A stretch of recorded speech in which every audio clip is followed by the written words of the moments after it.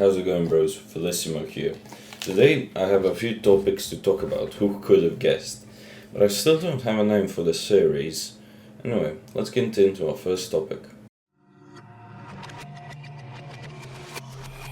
My name is Jeff. So there's a new movie that came out, let me check, around 10 days ago.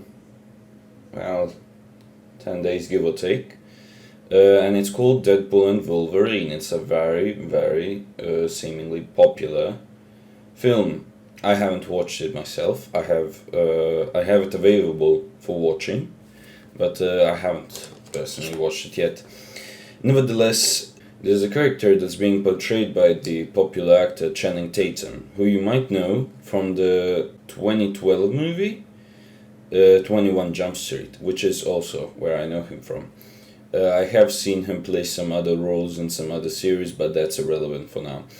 The reason I bring him up is because, I don't know if you remember, when 22 Jump Street came out in 2014, there was an intro scene where they were like on an undercover mission. Hold up, pause. I'm just gonna play the scene for you, really. Hey, my partner, he wanna see the product. When he talking? My name is Jeff. It's Jefe, man.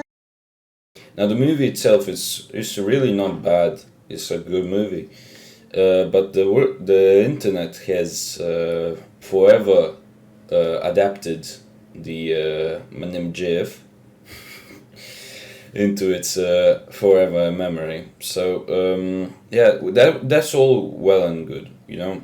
Well, to most of the extent, that's very nice. He what's it called? He made a popular meme that was popular for like, I'm not gonna say 10 years, up until 2020 or so, because unfortunately it has very much died off. However, I've seen on TikTok comparisons to the new Deadpool and Wolverine movie where he plays a character whose name I don't know, but he also speaks with a silly accent. You know how long I've been waiting for this? Woo, I'm about to make a name for myself here. I don't think you guys walk away from this. You just make sure people know what happened here today. You know how long I've been waiting for this? Woo, I'm about to make a name for myself here. Nevertheless, yeah, that's our first topic. Literal hog scallop. Nothing burger comes.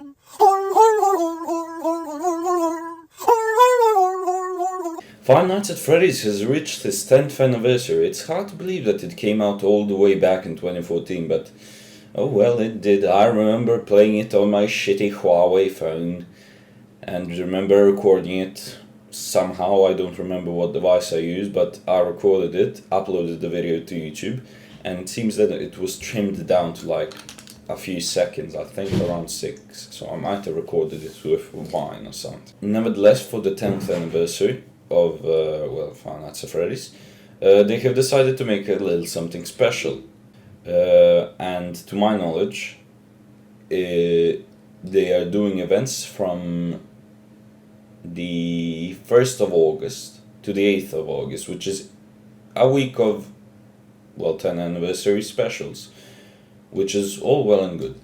Now, the timeline goes, on August 1st, they have announced and I think released My Pop Goes. I'm not sure what that is. I have never been really well versed in the My Pop Goes universe.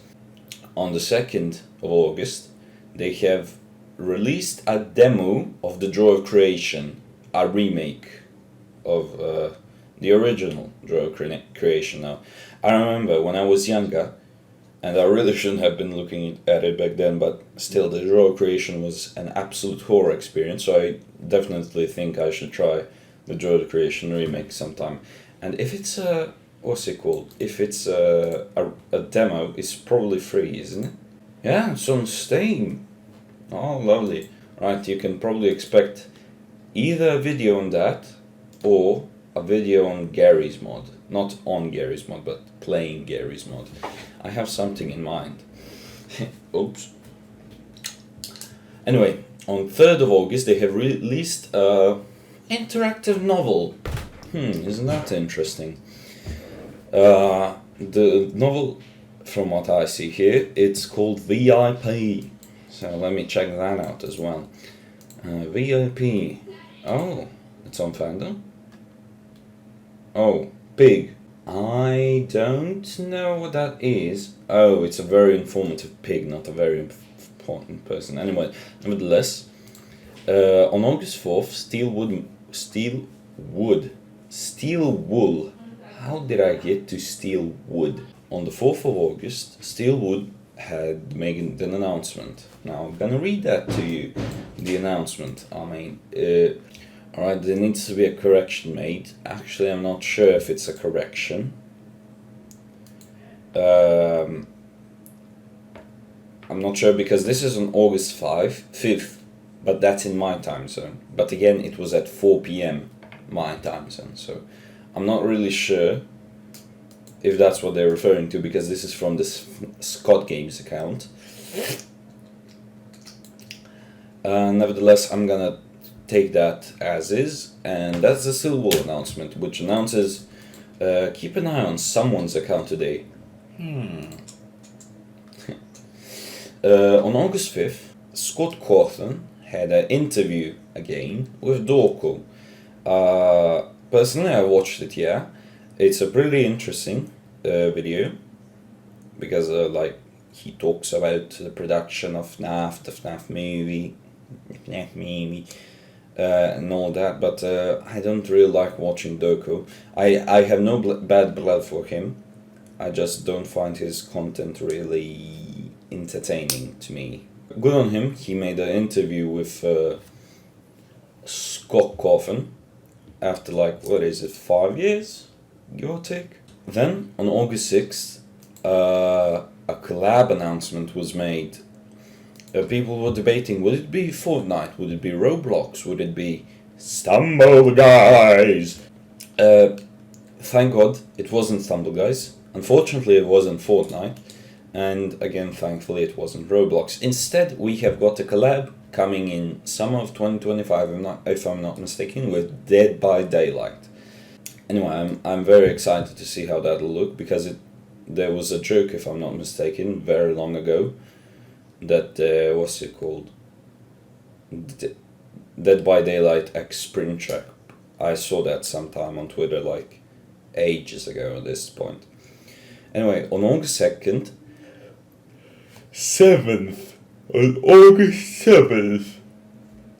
pardon me, I'm a bit drowsy these recent times, which is also maybe why this video is gonna suck, but fuck it. On August 2nd, they have announced 5 Lapse at Freddy's, which is a take on Mario Kart, I think. People say it looks like Hogscorp. Maybe it's the visual style, simply. I'm optimistic about it, because it doesn't look absolutely trash. I placed source cards on Gary's Mod Tower not too long ago, and I can tell you, nevertheless, a demo is out by Click Team for the 5 Lapse at Freddy's, if you so wish to play. Nevertheless, the final announcement was made on August 8th, and it wasn't an announcement actually, I'm mistaken. It was the release of Five Nights at Freddy's Into the Pit, the first video game based on a book. What this means for the canon lore is a big question mark. I have seen one bit of gameplay from Into the Pit, and it was a scene where Spring Bonnie, I think, the yellow rabbit, he goes into a room and he has a big ass booty, goodness me. Anyway, yeah, so that's the entire timeline of the FNaF 10th anniversary. If you have any questions, don't ask me. Scott Games finally has a Twitter account, so you can ask over there. Or you can go and pleb it, because pleb it as pleb it, someone will always be there to respond. On to our next topic. I've made a severe and continuous lapse in my judgment. So, Logan Paul is being sued while he, I think at least, is still suing CoffeeZilla. So let's start with CoffeeZilla. CoffeeZilla made a video on Logan Paul pointing out how CryptoZoo was an absolute and utter scam.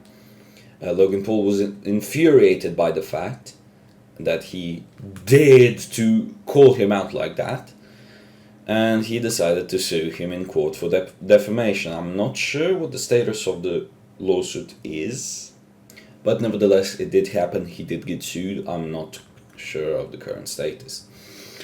But afterwards, CoffeeZilla did not fight back, at least not fight back with another lawsuit to my knowledge, but unfortunately, or fortunately, depending on what your view on Logan Paul is, he is being attacked by the company making Prime now.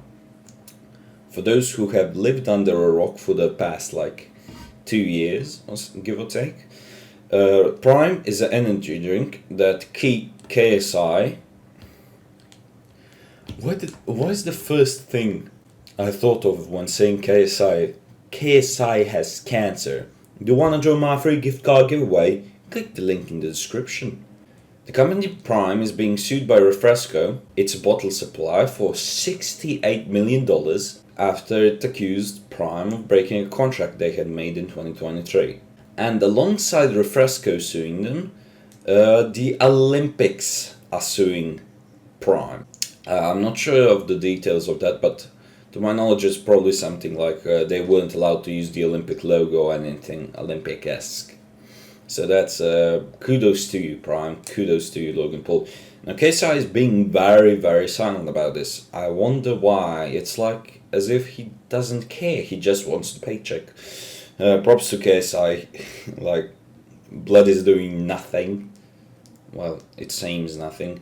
He isn't being vocal about, "Oi, our brand is being spat on." I haven't tried Prime. My sister has, because she's a... Why am I so sleepy today?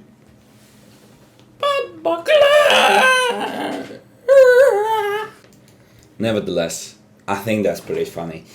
KSI being, "Man, I'm sleepy, I don't care," and Logan being, That's a bit more serious than my name is Jeff, my name is FNaF, and my name is Logan Paul. Now unfortunately we have some more serious controversies. My fucking... unintelligible. My fucking... Bro, I need to be sent to a psychiatric. Genuinely. Unintelligible. Мистер Бист, рис, Мистер Бист ест рис, посмотри вниз, там Мистер Бист. Anyway, the topic we are talking about now is slightly serious, so I'm gonna try to be, well, a bit more serious. I'm not gonna make gags, really. I'm not gonna be making a lot of gags. There are things to be joked about, but it's a bit more serious, and it's about Mr. Beast. Anyway, this drama starts with Ava Chris Tyson. Now, I didn't make a video talking about the drama on her, as I felt that I was not at all qualified enough to make a video on that topic. So I won't be talking about her, but in short, Ava Chris Tyson, is being alleged to be a pedophile, a groomer, a very naughty person overall, and a genuine freak. And people online, especially on Twitter, have been taking that to just call all trans people. Well, I don't wish to repeat what is being said on Twitter, because Twitter is a shithole, really. Excuse the slight ventilator noise. It's getting a bit chilly, not chillier, pardon me, a bit warm in here. Nevertheless, around July 24th of this year, Mr. Beast has essentially fired Ava Chris Tyson from the film crew. However, something that goes against this is Eva Chris Tyson herself saying, I have gone of my own will. I haven't been forced out, I have just stepped down as myself. I don't think that's true, really. But I don't know. It's a they said, she said, so I'm not gonna engage in that any further. Anyway, that very, very heavy topic aside, we have something more like, it's still pretty bad, but it's not as bad, depending on who you ask, as child grooming. So, on, what day is it? On the 24th of July, which is the same day that Eva Chris Tyson was let go, Dogpack404 made a video talking about Mr. Beast. Not on the controversies of Eva Chris Tyson, I'm not gonna say the full name anymore, I'm just saying Mc Tyson.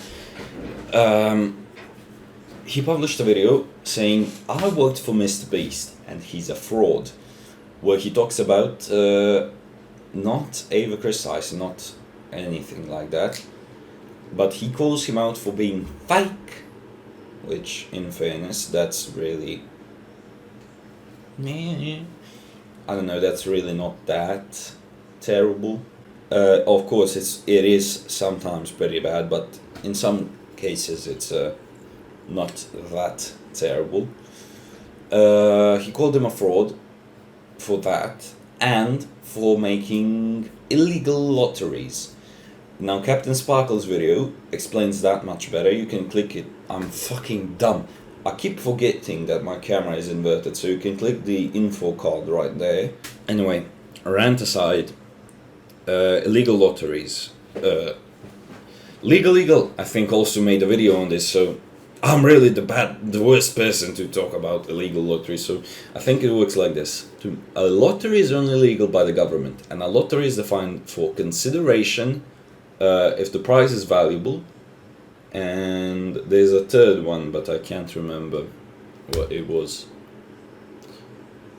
Oh yeah, if it's on luck or skill. If it's skill, it's not a lottery, it's a contest. If it is on luck, it's a lottery, and that's illegal unless it is done by the United States. I'm kidding. Probably, I don't know actually how it works, if it's different here, but I know on American rules it's only legal if it's done by the government, which raises some questions for me, but nevertheless, he has been accused of doing that, and in fairness, it would seem like he is doing illegal lotteries. And the third and final thing, that, well, not final, there are a lot of things he said in the video, but one of the bigger topics of the video was that he was rigging contests. I think he explicitly mentioned the 100 boys versus 100 girls video, where there's a guy who can solve Rubik's cubes, and he picks him to give him money to drop out. Which, okay, fair enough, that's a bit of rigging, but there are more examples, but that's like the most obvious one, shall I say. The second video, because of course there will be 2 or 3 or maybe even 4 at this rate, on the second video, Dogpack interviewed a former worker for Mr. Beast, who has exclaimed very, very poor conditions, and it seems that, to his accord, if what he's saying is true, and unless he's a very good actor, it does seem true. If what he's saying is true, his working conditions were violating the Geneva Convention, where it has a rule or law or whatever that in war, why does it sound like I'm saying something else? In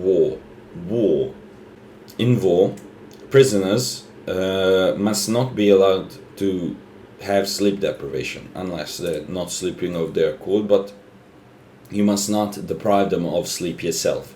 That is a violation of the Geneva Convention, and it would seem that the former employee was not being allowed to sleep. From what I recall, it was like 50 days, I think, in solitary confinement for cash, and that he wasn't allowed to turn the lights off, and they only turned them off once, and a lot of very egregious points were made. For example, a doctor was checking in on him to see if he was physically well, not mentally well, and you could see he was very much so not mentally well.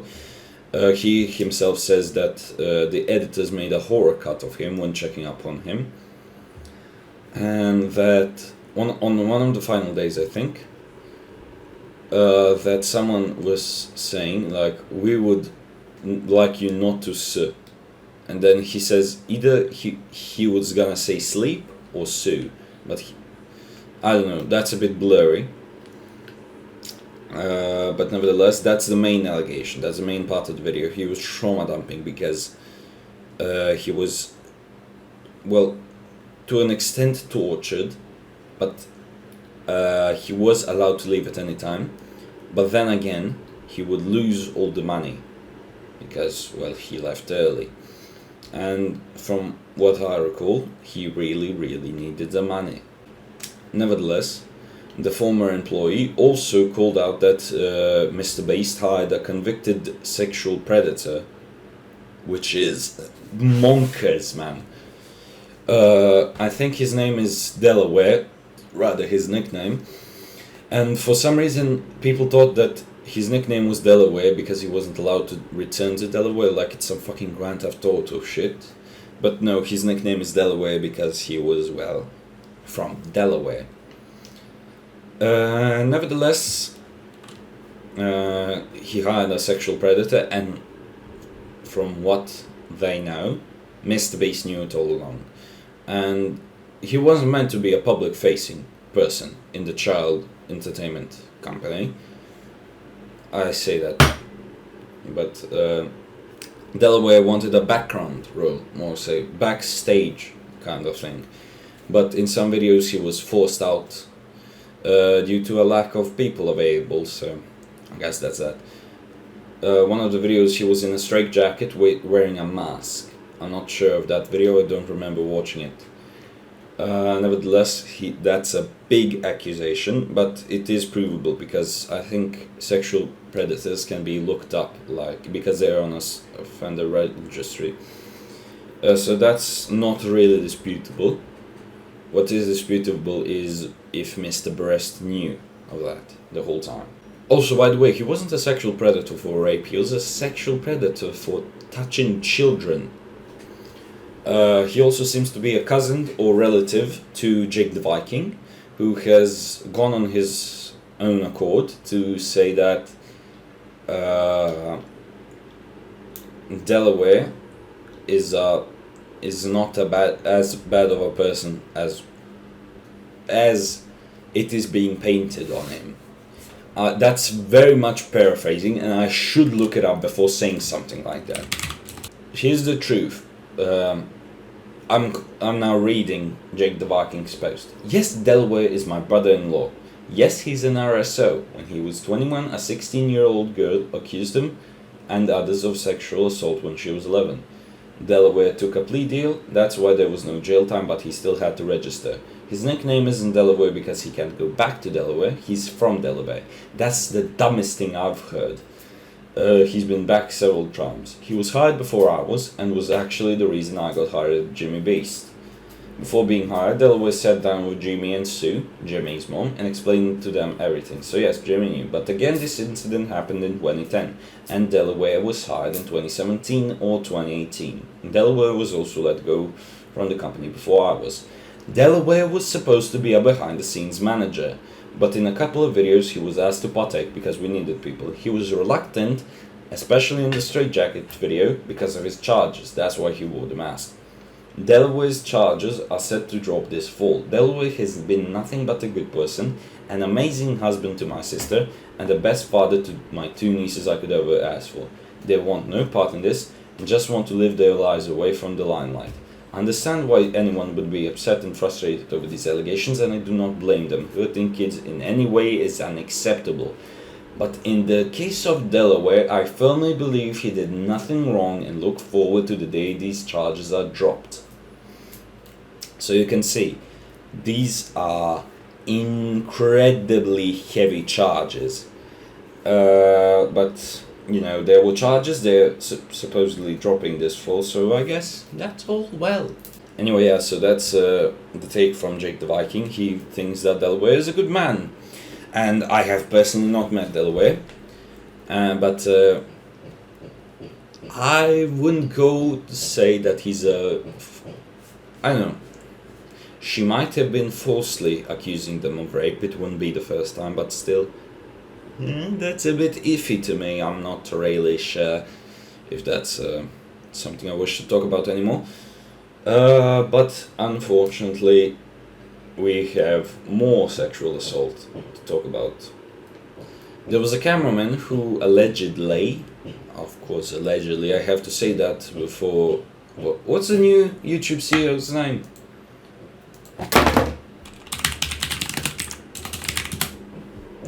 Neil Mohan. For Neil Mohan takes the orb and snaps my balls off.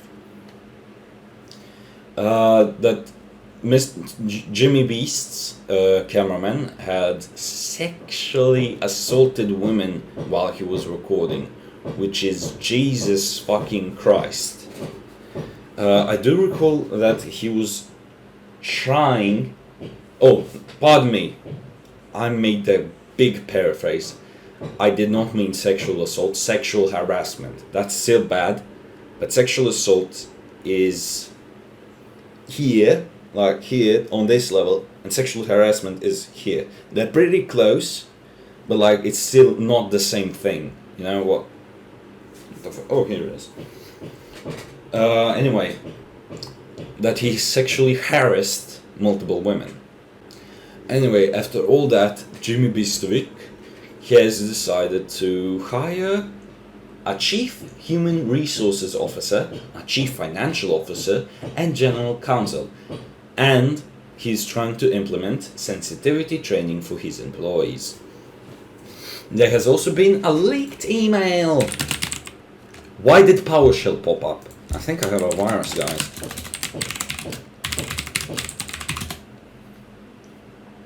Anyway, this is on Flebit, so of course this might be real, might not be real.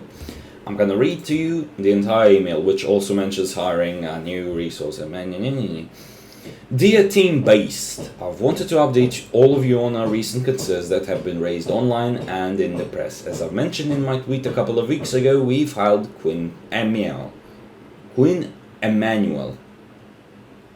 Samuel, a top-tier law firm, to do a full investigation of the Ava Tyson allegations. We've also asked them to expand the scope to include a full assessment of our internal culture and to investigate allegations of inappropriate behavior by people in the company.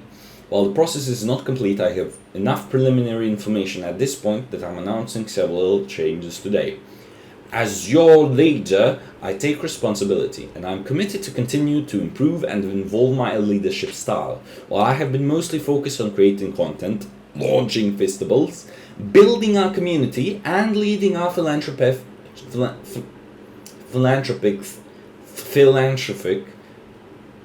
efforts, I recognize that I also need to create a culture that makes all of our employees feel safe and allows them to do their best work. Therefore, along with Jeff Hausenbold, our new president and chief COO, we will be hiring a new chief human resources officer, along with other roles to add capacity and competencies to foster a better internal culture as we continue to grow. To start off, we will be instituting hiring a new chief human resources officer. We'll be bringing a seasoned leader to help us build a more inclusive environment of a world-class HR team. Mandatory training. We are implementing mandatory training sessions on safety, sexual harassment, LGBTQ, diversity, sensitivity training, and workplace conduct for all employees. Listening sessions. My name is Jeff. Jeff will be holding listening sessions across the company to hear directly from employees about their experiences and ideas for improvement. A little side tangent. Why is it so funny to me that he's fucking called Jeff? Like, bollocks. Anonymous reporting. We're establishing an anonymous reporting mechanism to ensure everyone feels safe coming forward with concerns. External review. We have engaged an independent firm to conduct a thorough review of our policies, practices, and to implement changes. I want to let you know that I'm optimistic about the company's future, and I appreciate all of your contributions. We are seeing many examples of your hard work as we recently became the first channel to surpass 300 million YouTube subscribers. I passed that long ago, just removed the million. Our last two main channel videos were our fastest growing in the history of the company, and our philanthropic work continues to positively impact our community and the planet. In summary, I'm fully committed to seeing the investigative process through and acting on the recommendations. We will circle back and share our learnings and any necessary changes or comment. Oh, pardon me, I started reading between the lines. Thank you for your continued teamwork and dedication to our mission and our community. If you have any questions or comments, please don't hesitate to reach out to me or Jeff directly. Signed, Jimmy. Now, it's a question if this is real. I have no way to confirm because I'm not a Jimmy Beast employee. So, I have no fucking clue. If you're an employee, well, comment down below. Tell us if that's real. And the likelihood of a Jimmy Beast employee watching this, well, surprisingly high because I'm gonna title this video Jimmy Beast's downfall is insane, or something like that. So, that's YouTube drama. What about the CEO of YouTube, former CEO of YouTube? Well, I have some unfortunate news about that.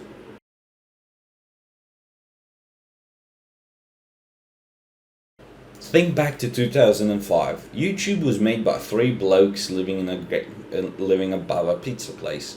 Then in 2006 it was acquired by Google for $1.35 billion. 1.65 billion in Google stock. That must be actually worth a lot nowadays. Nevertheless, they bought it, and in 2014 there was a new CEO and figurehead of the company YouTube. Her name, Susan Wojcicki. Susan Wojcicki. After all this time, I still don't know how to pronounce. I love how that's the first thing. Anyway, oh, I found a video. Let's hear it. My name's Susan Wojcicki. Susan Wojcicki, all right. So in 2014, Susan Wojcicki became the most recognized CEO of YouTube. Hell, she was being mocked a lot for it because they were blamed for everything. Oh, something bad happened. God damn you, Susan Wojcicki.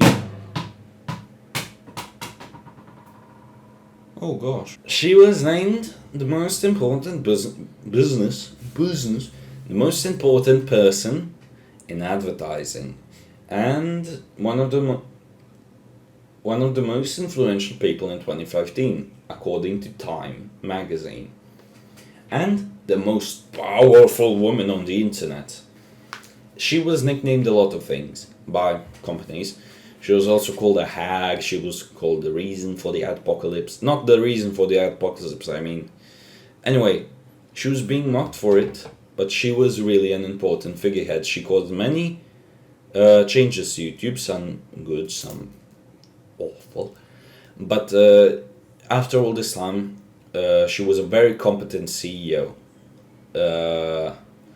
Excluding the removal of dislikes, but I don't think that she was necessarily behind it. She probably did approve it, unfortunately, but nevertheless, she was a very competent CEO, a very competent woman, and a very good, worker from my public view. I don't know her personally. She does seem to be a nice person with a bit of a hard to pronounce and write down last name. Unfortunately, the news struck on August 9th. of, well, that was yesterday.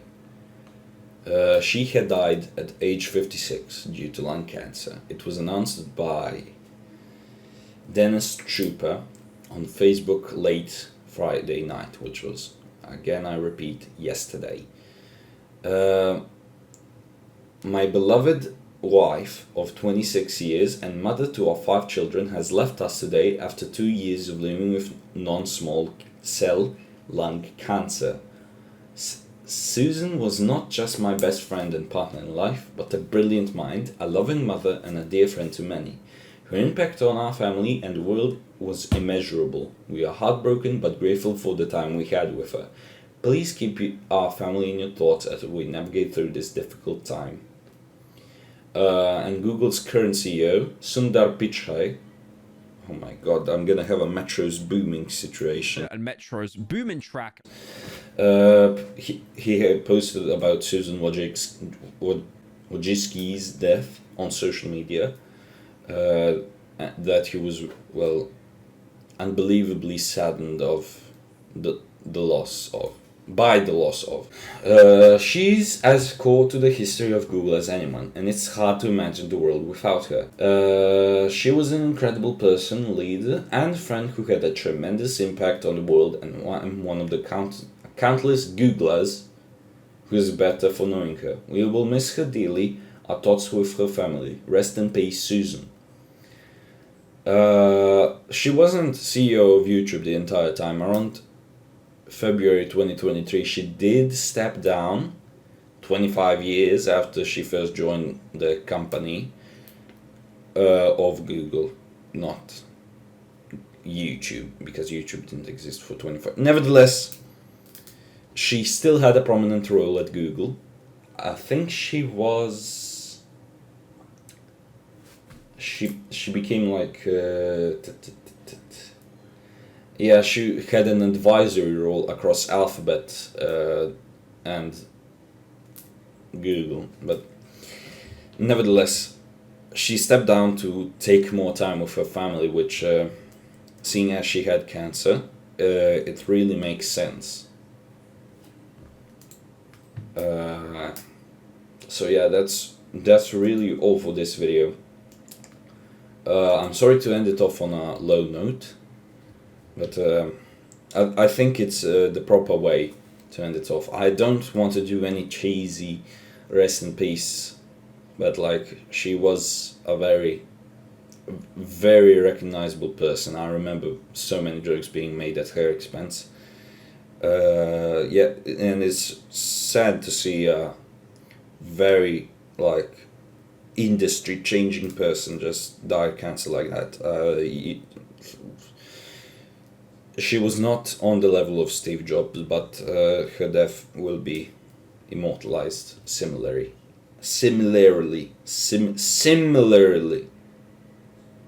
Yeah, rest in peace, Susan Wojcicki, at age 56.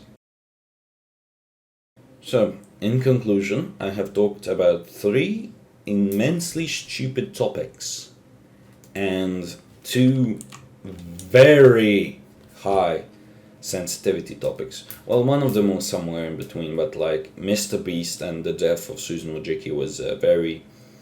It must have been a roller coaster of emotions, as some would say. I hope you enjoyed the video. Apologies if this is not as good as the week before the last video. I have kinda not been like so talking to camera because I was not at home. And thank you for watching these videos, it means the world to me. So, thank you and good night.